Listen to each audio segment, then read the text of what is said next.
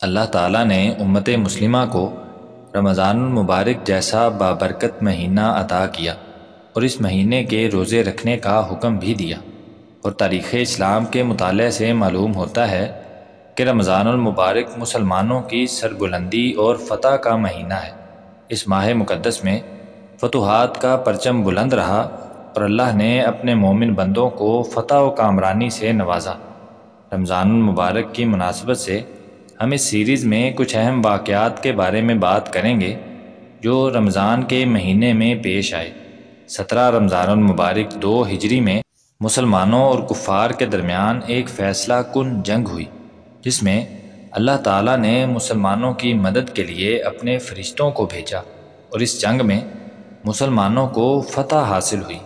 اس جنگ کو غزوہ بدر کے نام سے یاد کیا جاتا ہے۔ کفار مکہ اور مسلمانوں کے درمیان یہ پہلی باقاعدہ جنگ تھی، اور یہ جنگ جہاں لڑی گئی اس جگہ کا نام بدر ہے، جو مدینہ سے تقریباً 80 میل کے فاصلے پر واقع ہے، اس لیے اسے غزوہ بدر کہتے ہیں۔ ہوا کچھ یوں کہ کفار کا ایک سردار جس کا نام ابو سفیان تھا، اس کی نگرانی میں ایک بہت بڑا تجارتی قافلہ ملک شام سے واپس مکہ آ رہا تھا۔ اس تجارتی قافلے میں کفار مکہ کا ہر طرح کا سامان اور دولت موجود تھی۔ جب مسلمانوں کو اس قافلے کی اطلاع ملی تو قافلے کو روکنے کے لیے مسلمان قافلے کی طرف گئے۔ ابو سفیان کو جب یہ پتہ چلا تو اس نے قریش مکہ کو مدد کے لیے پکارا۔ کفار نے فوراً 1000 جنگجوؤں کا لشکر تیار کیا اور ابو جہل کی قیادت میں بدر کی طرف روانہ ہو گئے۔ مسلمان تو صرف کافرے کو روکنے کے لیے مدینہ سے نکلے تھے اور ان کا ارادہ جنگ کا نہیں تھا، اس لیے ان کے پاس بہت کم جنگی ساز و سامان تھا۔ مسلمانوں کی کل تعداد 313 تھی، جن کے پاس صرف 2 گھوڑے اور 70 اونٹ تھے۔ پورے لشکر میں صرف چند صحابہ اکرام کے پاس تلواریں تھیں اور جنگی سامان نہ ہونے کے برابر تھا، اور دوسری طرف کفار کے پاس ہر طرح کی سہولت اور جنگی سامان موجود تھا۔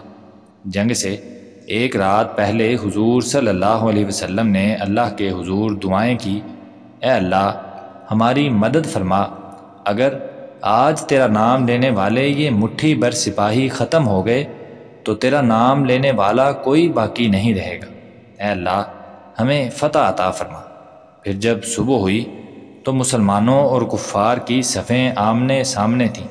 کفار کی طرف سے سب سے پہلے عتبہ، شیبہ اور ولید میدان میں آئے اور انہوں نے مسلمانوں کو مقابلے کے لیے للکارا۔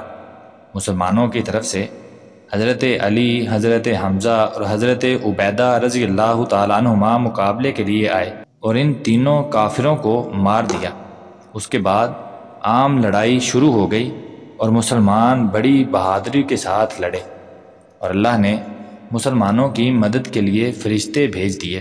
صحابی کہتے ہیں کہ میں تلوار لے کے ایک کافر کے پیچھے بھاگ رہا تھا، اور ابھی میں نے تلوار اسے ماری بھی نہیں تھی کہ اس کی گردن تن سے جدا ہو گئی۔